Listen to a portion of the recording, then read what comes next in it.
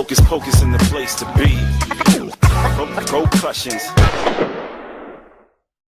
Bonjour à tous, c'est Karish et aujourd'hui on se retrouve pour ma nouvelle vidéo car j'ai décidé enfin de démarrer le guide de l'assaut illustré que vous m'avez tant réclamé il fut un temps.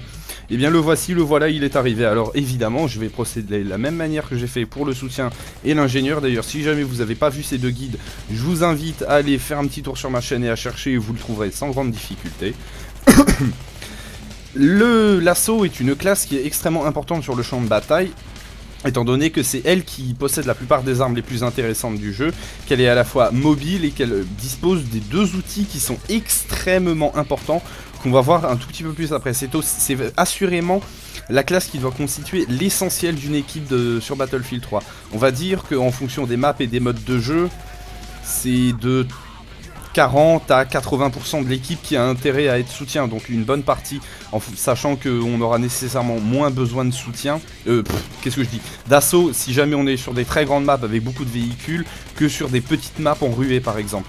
Par conséquent, je vous conseille de fréquemment prendre cette classe car elle sera toujours plus ou moins utile. Peut-être à l'exception sur des maps d'Armored Kill où vraiment il n'y a pas grand chose à faire en tant qu'assaut, mais malgré tout le fait est d'avoir une caisse de soins, ça reste toujours très utile. Puisque je viens justement d'en parler, je vais immédiatement attaquer avec les équipements que peuvent prendre les assauts. Et en premier lieu sort la caisse de soins qui est assurément le plus intéressant, car vous pouvez tout simplement vous soigner, ma parole, mais ça paraît con mais c'est super utile. Dès l'instant qu'on est low HP, on jette une petite caisse de soins et on se soigne, on peut repartir au combat plus rapidement. Ou à côté de ça, on peut aussi soigner ses collègues, on peut soigner tout le monde grâce à cette petite caisse de soins, qui est ma foi fort pratique. C'est assurément l'équipement que je vous conseille quoi qu'il arrive limite. Même si d'autres équipements se révèlent assez intéressants, c'est vraiment la caisse de soins qui se révélera la plus utile. À côté de ça, on a le droit aussi à avoir un M320, un lance-grenade. Et ce M320 peut être équipé de 3 types de munitions. Il peut être équipé du buck, c'est-à-dire qu'en fait, votre lance-grenade se transforme en fusil à pompe en quelque sorte. Pour ceux qui ont joué à Bad Company 2, vous connaissez certainement, c'est notre classique fusil à pompe 40 mm.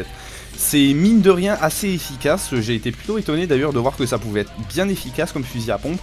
Mais malgré ça, au niveau des types de munitions, enfin, je le trouve pas nécessairement extrêmement utile au regard des qualités d'une caisse de soins, encore une fois.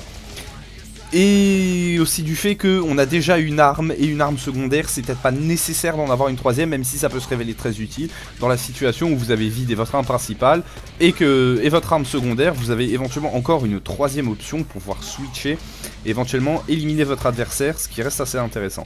À côté de ça, le M320 peut être aussi équipé d'une grenade fumigène, ce qui est assurément, pour moi, à mon sens, le type de munition le plus intéressant qu'on peut équiper sur le fusil à pompe. Parce que vous pouvez tout simplement obstruer la vue de vos adversaires, les gêner et éventuellement avancer, ce qui peut débloquer des situations très envenimées en ruée, et même éventuellement essayer de distraire vos adversaires et de vous faciliter la tâche quoi qu'il arrive. C'est vraiment assurément quelque chose de très très intéressant et je vous conseille vraiment de vous y attarder. Sinon, à côté de ça, on peut aussi s'équiper d'une classique bonne petite grenade de 40 mm et le lance-patate remplit son rôle. Alors, force est de constater que malgré tout, le lance-grenade n'est pas très puissant dans ce jeu, mais vraiment pas beaucoup. Et en soi, d'ailleurs, c'est tant mieux.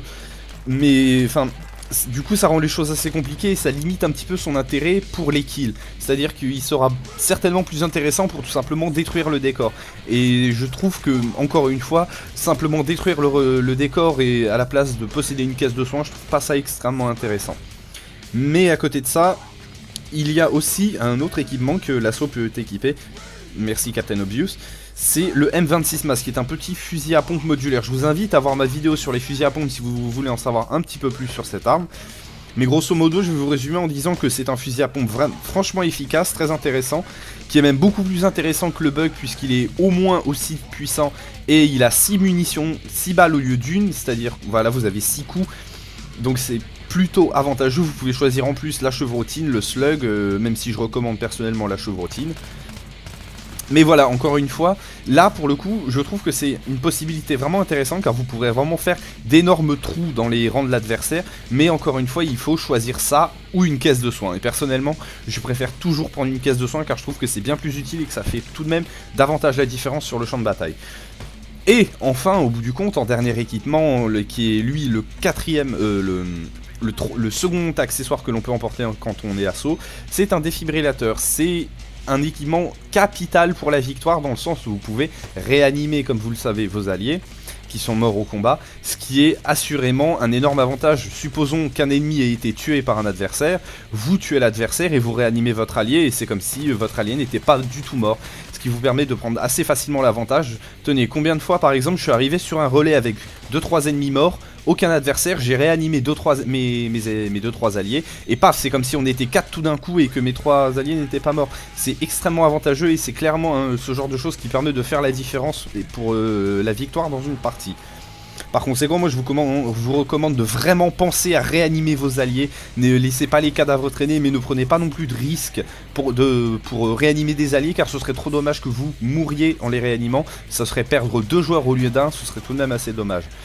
La petite vidéo de présentation de la classe assaut étant terminée, je vais vous laisser ici et je vais vous dire la prochaine fois, pour les prochaines vidéos où on s'attardera un peu plus sur les armes des assauts, et aussi à l'avenir une vidéo trucs et astuces. En attendant, portez-vous bien et à la prochaine. Ciao, bye.